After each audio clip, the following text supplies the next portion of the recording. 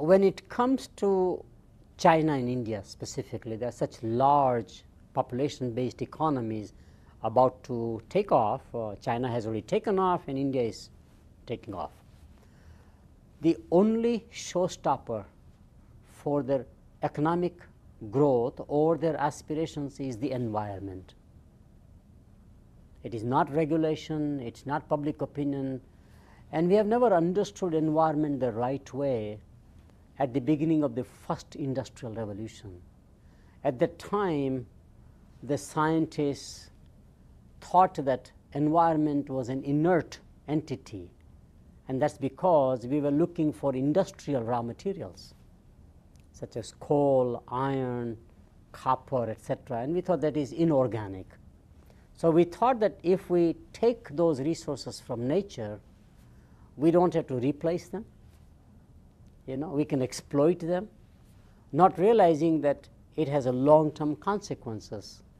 Nature actually is a living, breathing organism.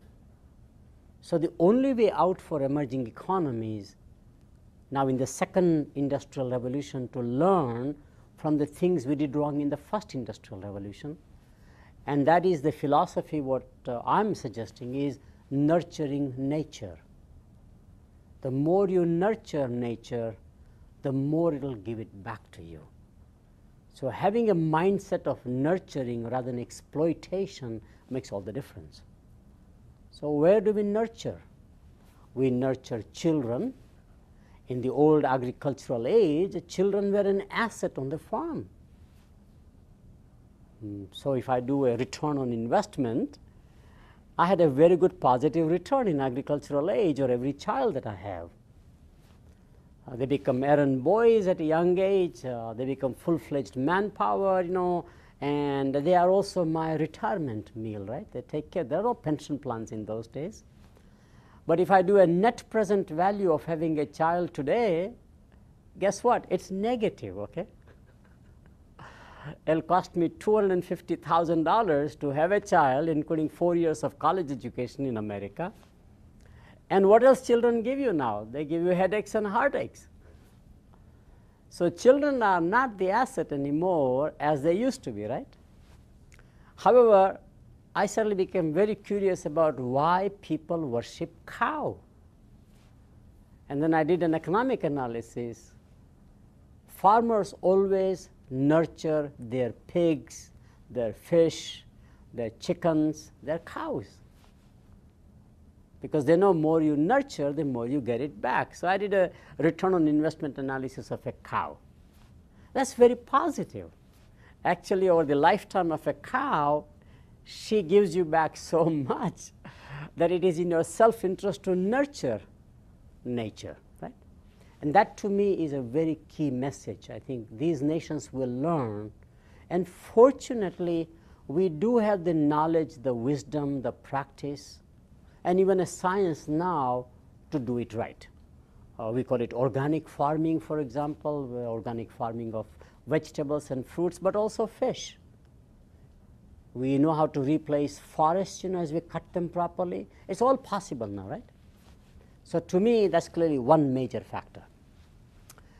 A second factor why conscious capitalism will arise more out of emerging economies is because the more money you make, the more empty you become inside.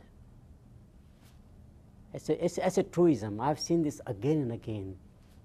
The most wealthy people, if they become, rather than inherit the wealth, if they got the wealth, then they become very empty inside. They want to contribute back to the society somehow, whether they create foundations on the one hand, or become, servant leadership. They go out and serve, the homeless people during Thanksgiving Day in our case, or, Easter and Christmas and whatever the holidays of the world are.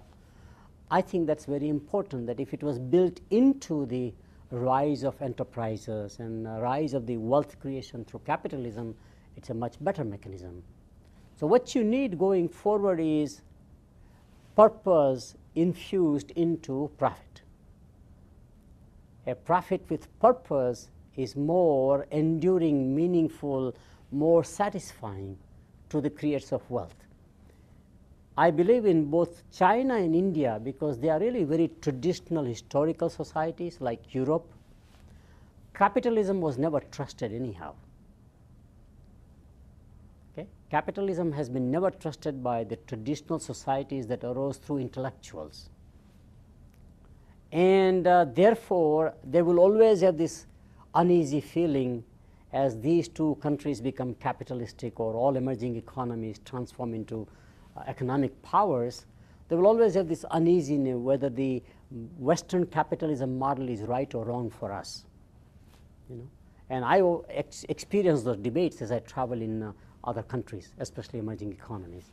It's a very common debate, very conscious in their mind, and therefore conscious capitalism will take its roots even stronger in emerging economies than just in the advanced economies.